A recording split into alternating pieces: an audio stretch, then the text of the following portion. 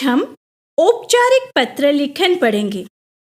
इस अध्याय में हम देखेंगे औपचारिक पत्र क्या है, औपचारिक पत्र किसे कहते हैं, औपचारिक पत्र का प्रारूप मतलब उसे कैसे लिखा जाता है।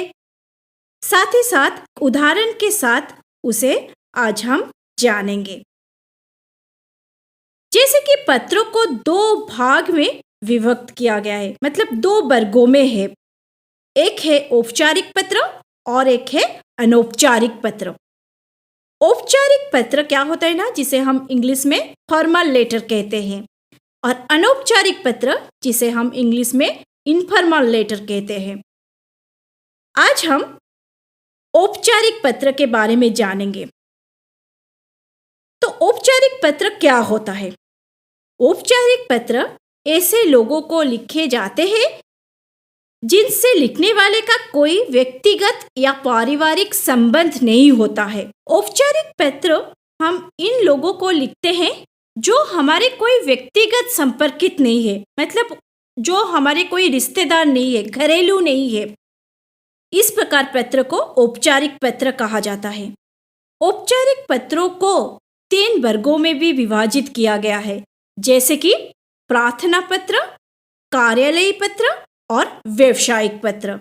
प्रार्थना पत्र क्या होता है ना, किसी अवकाश के लिए या शिकायत के लिए या सुधार या आवेदन के लिए जो पत्र दिए जाते हैं उन्हें प्रार्थना पत्र कहते हैं।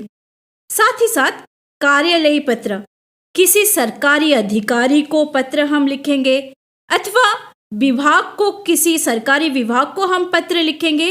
इसी समय हम जो पत्र लिखते हैं वो भी औपचारिक पत्र से होते हैं। और तीसरा है व्यावसायिक पत्र, जैसे कि कोई दुकानदार हो, प्रकाशक हो, व्यापारी हो, कंपनी के किसी अध्यक्ष को हो, आप अगर हम पत्र लिख रहे हैं उसी समय ये सारे पत्र औपचारिक पत्र होते हैं। तो सबसे पहले हमें औपचारिक पत्र का प्रारूप जान लेना चाहिए, मतलब औपचारिक पत्र कैसे लिखा जाता है, उसे लिखने की कुछ निर्धारित शैली है, उसे हमें जान लेना चाहिए। तो आइए देखते हैं औपचारिक पत्र लिखने का प्रारूप क्या है। औपचारिक पत्र लिखने में सबसे पहले हमें भेजने वाले का पता लिखना है, और ये हमेशा बाईं ओर से शुरू होता है। तो भेजने वाले का पता, भेजने वाला कौन है? जो प्रेषक होते, जो हम पत्र प्रेरण कर रहे हैं, हम जो पत्र भेज रहे हैं, हमारा पता रहता है। फिर आपको एक लाइन छोड़कर कुछ स्पेस देकर दिनांक लिखना है। दिनांक अर्थात तारीख, डेट जिसे हम कहते हैं इंग्लिश में। तो आज का तारीख या आज का दिनांक हमें डालना है। और दिनांक डालते समय हमें एक बात को ध्यान में रखना है कि पत्र लिखन में इंग्लिश का नंबर्स अलाउड है, मतलब इंग्लिश में अगर हम डेट का नंबर डाल देते हैं इसमें कोई परेशानियां नहीं होती है। पर हमें जो महीने का नाम होता है, जैसे कि जनवरी, फरवरी, ये सारे महीने का नाम हमें हिंदी में ही लिखना होगा। अगर हम उसे इंग्लिश में लिख लेंगे तो वो गलत हो जाएगा। तो हमें सिर्फ जो अंक है, अंग्रेजी का जो अंक है, उसे प्रयोग करके दिनांक लिख सकते हैं। फिर आपको एक लाइन छोड़ना है। एक लाइन छोड़कर आपको सेवा में लिखकर कमा देना है, सेवा में। और सेवा में लिखकर कमा देने के बाद आपको अधिकारी का पद लिखना है। फिर दूसरे लाइन में अधिकारी का कार्यालय लिखना है। फिर विषय देकर जिन बारे में आप पत्र लिख रहे हैं उसका विषय आपको छोटे कर एक ही लाइन में कंप्लीट करना है, एक ही वाक्य में कंप्लीट करना है उसे। फिर आपको महोदय लिखकर कमा देना है। और पत्र लिखन आप चाहे तो 2 अनुच्छेद या 3 अनुच्छेद करके लिख सकते हैं। पहला अनुच्छेद में आपको पत्र लिखने का कारण लिखना है, आप पत्र क्यों लिख रहे हैं। साथ ही साथ आप विषय वर्णन भी कर सकते हैं, मतलब पत्र क्यों लिख रहे हैं, साथ ही साथ उसे विस्तार से वर्णन करके लिख सकते हैं। और विषय वर्णन आप चाहे तो उसे एक दूसरा पैराग्राफ करके लिख सकते हैं, नहीं तो पहले पैराग्राफ से के साथ उसे मिलाकर भी लिख सकते हैं। और तीसरा पैराग्राफ में आपको कार्य संपादन करने का आग्रह लिखना है, जिसे हम समापन कहते हैं, कंक्लूजन। वो खत्म होते ही आपको एक लाइन छोड़कर भावार्थ देकर कमा देना है और साथ ही साथ आपका पूरा नाम लिखना है। तो ये था औपचारिक पत्र का प्रारूप। अभी हम एक उदाहरण के साथ यही औपचारिक पत्र का प्रारूप जान लेते हैं।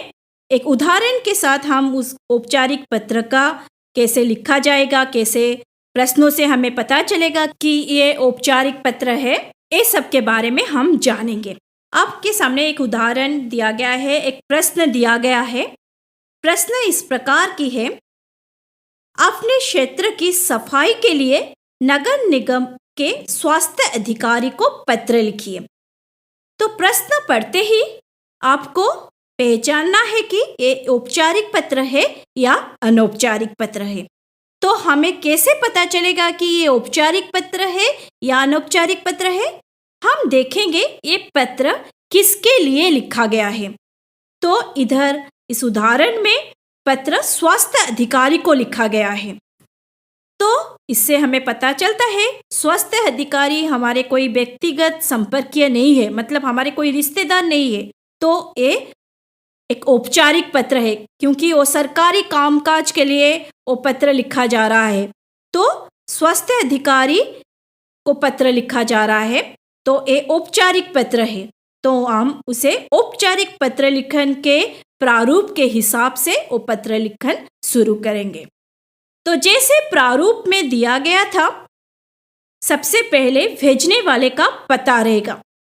इसी तरह हम इधर अपने पता लिख लिए, जैसे कि CDS सेक्टर 4 और कटक, इस प्रकार एक पता हम अपना पता लिख लिए। फिर कुछ जगह छोड़कर हमें क्या लिखना है ना, दिनांक लिखना है। दिनांक हम इधर आज का दिनांक डाल सकते हैं, जैसे कि 22 सितंबर 2021, इस प्रकार हम दिनांक डाल दिए। फिर एक लाइन छोड़कर आपको क्या लिखना है ना, सेवा में। सेवा में लिखकर कमा देना है। फिर अधिकारी का पद, आपको क्या लिखना है ना, अधिकारी का पद। तो इधर हम जो पत्र लिखन, जो प्रश्न दिया गया है, इसमें जो अधिकारी के बारे में बताया जा रहा है, उनका पद क्या है, मतलब उनका डेजिग्नेशन, जिसे हम इंग्लिश में कहते हैं, कौन से पद में है वो। तो वो है स्वास्थ्य अधिकारी। तो उधर हम लिखेंगे सेवा में स्वास्थ्य अधिकारी। फिर अधिकारी का कार्यालय, मतलब उनका कार्यालय कहाँ है, वो उनका जो कार्यालय मतलब जो उनका ऑफिस है वो कहाँ है। वो जैसे कि मैं इधर लिखी हूँ, कटक महानगर निगम सेक्टर 4 कटक, इस प्रकार आप लिख सकते हैं। फिर आपको एक लाइन छोड़कर विषय देना है, और विषय में आपको एक ही लाइन में पत्र लिखने का कारण बताना है। एक ही लाइन में, छोटे करके एक ही लाइन में पत्र लिखने का कारण बताना है। तो विषय में हम लोग लिखेंगे, जैसे कि प्रश्न में दिया गया है, आपके क्षेत्र में सफाई के लिए नगर निगम स्वास्थ्य अधिकारी को, सफाई के लिए आप प्रार्थना पत्र लिख रहे हैं। तो विषय में आपके लिए रहेगा मोहल्लों की सफाई के संबंध में पत्र, इस प्रकार विषय में हम लिख सकते हैं। फिर महोदय देकर कमा देना है, और अभी आपको पत्र लिखने का कारण लिखना है। पहला अनुच्छेद में आपको पत्र लिखने का कारण लिखना है, आप क्यों पत्र लिख रहे हैं, ये बात आपको बताना है। तो जैसे कि इधर आपके लिए इस प्रकार लिखा गया है, आपको ध्यान कटक सेक्टर 4 के क्षेत्र में फैली गंदगी की ओर आकर्षित करना चाहता हूँ। यहाँ की सड़क के महीनों से कूड़े से भरी हुई है। सड़क के आसपास एक खुले स्थानों पर कूड़ा पड़ा है। चारों ओर मच्छरों का साम्राज्य है। गंदगी के कारण मलेरिया, वायरल तथा डेंगू फैलने का भी खतरा बना हुआ है। यहाँ के सफाई के कर्मचारी बहुत ही लापरवाह है। तो इस प्रकार आप पत्र लिखने का कारण पहले अनुच्छेद में लिख सकते हैं। और अंत में आपको क्या लिखना है ना, इसे आप पहले अनुच्छेद में आप पत्र लिखने का कारण, साथ ही साथ आपने विषय वर्णन लिख लिए हैं। और दूसरे पैराग्राफ में आपको क्या लिखना है, आपको कार्य संपादन करने का आग्रह, मतलब कार्य कैसे संपादन हो सकेगा, जिसके बारे में आप अनुरोध कर रहे हैं, प्रार्थना कर रहे हैं, वो कार्य कैसे संपादन हो सकेगा, इसके लिए आपको लिखना है।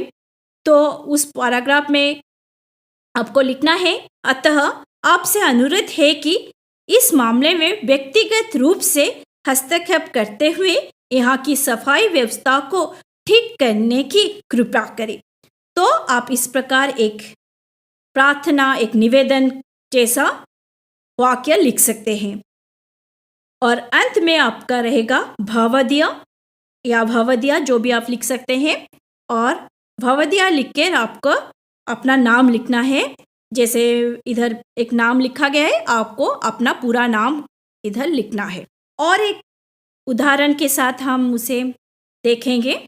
और एक उदाहरण, जैसे आपको एक प्रश्न मिला है, विद्यालय के प्रधान आचार्य को अवकाश के लिए प्रार्थना पत्र लिखिए। ये भी एक प्रार्थना पत्र है।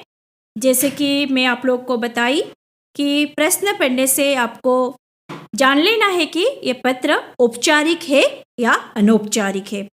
हमें कैसे पता चलेगा कि ये पत्र औपचारिक है? हमें ध्यान देना है पत्र हम किसको लिख रहे हैं। तो इधर पत्र हम प्रधान आचार्य को लिख रहे हैं।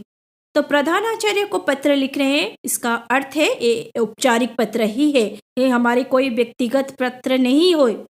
तो ये औपचारिक पत्र है। तो औपचारिक पत्र लिखन के प्रारूप के हिसाब से हम उस पत्र लिखन को लिखेंगे। तो जैसे सबसे पहले भेजने वाले का पता, तो यहाँ हमें भेजने वाले का पता के जगह हमें परीक्षा भवन लिखना है, नहीं तो हमारा कक्षा लिखना है। क्योंकि प्रधानाचार्य को जब हम पत्र लिखते हैं उस समय हमें अपने घर के पता लिखने की कोई ज़रूरत नहीं रहता है। तो हमें उस समय परीक्षा भवन और हमारा कक्षा हमें लिखना है। फिर आपको एक लाइन छोड़कर दिनांक देना है। जैसे कि आपको दिनांक डालना है। फिर एक लाइन छोड़कर आपको सेवा में लिखकर कमा देना है। सेवा में लिखकर कमा देने के बाद आपको क्या लिखना है ना, आपको अधिकारी का पद लिखना है। मतलब आप जिन्हें पत्र लिख रहे हैं उनका पद, वो कौन से पद में है, आपको वो लिखना है। तो वो भी हम प्रश्न के ऊपर अगर दृष्टि देंगे तो हमें पता चलेगा। तो प्रश्न में ऐसे दिया गया है कि पत्र हम प्रधान आचार्य को लिख रहे हैं। प्रधान आचार्य उनका अधिकारी है, तो अधिकारी है प्रधान आचार्य। अधिकारी का पद लिखने के बाद हमें अधिकारी का कार्यालय लिखना है। मतलब उनका कार्यालय कहाँ है, उनका ऑफिस कहाँ है। तो प्रधानाचार्य है तो उनके लिए उनका कार्यालय है, उनका स्कूल ही होगा।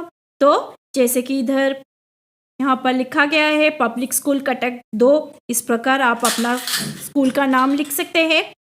फिर आपको एक लाइन छोड़कर विषय लिखना है। विषय में आपको संक्षेप में एक ही वाक्य में लिखना है आप पत्र क्यों लिख रहे हैं। तो जैसे इधर लिखा गया है 2 दिन अवकाश के संबंध में, विषय लिखकर आपको लिखना है 2 दिन अवकाश के संबंध में।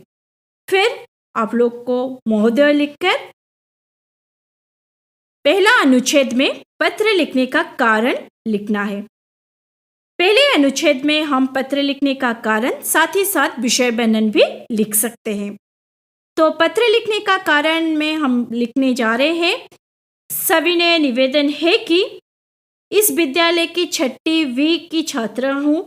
विद्यालय से वापस आने के बाद मुझे बुखार आ गया और सिर दर्द हो गया। डॉक्टर ने दवाई देकर 2 दिन आराम करने की सलाह दी है।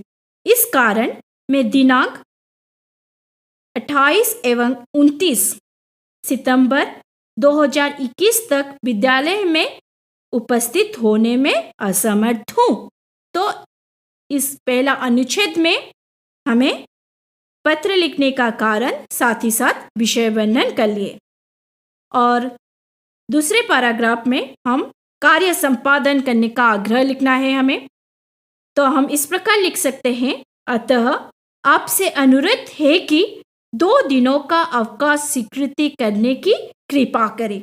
तो कार्य संपादन में हम उन्हें क्या काम होने का संपादन होने के लिए हम निवेदन कर रहे हैं, ये बात के ऊपर ध्यान देंगे।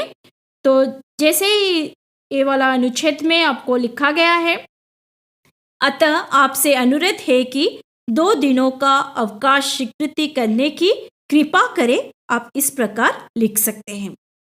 और अनुच्छेद खत्म होते ही आपको आपकी आज्ञाकारी शिष्या इस प्रकार आप लिखकर आप अपना पूरा नाम, कक्षा और अनुक्रमांक, मतलब आपका जो क्लास और रोल नंबर, उसे आपको लिखना है।